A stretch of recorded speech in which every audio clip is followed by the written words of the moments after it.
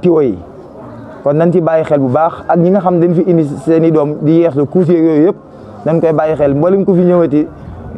doo defee li ngay def ba noppi ñu ngi ñaan rek mbuus yeeg yëpp nga génne ko def ko si poubelle bi ndax fii fépp doo dugg doo xoolee am na ay saako yoo koy def yoo xam ne pour mbalit mi ko tax a jug ak i poubelle kon ñu ngi koy bàyyi loo xel mbokki taalibe yi beneen bi topp mooy li jëm si wàllum setal gi ñun demuñ ci sëriñ bi du ko laaj ne ko jën jox ñu ñuy jënd omo ak madaar déedéet suñu poos la ñu noqi doo ko tisaare rek si mbokki taalibe yëpp ginnaaw ba ci yitalee suñu bopp si yeesal bii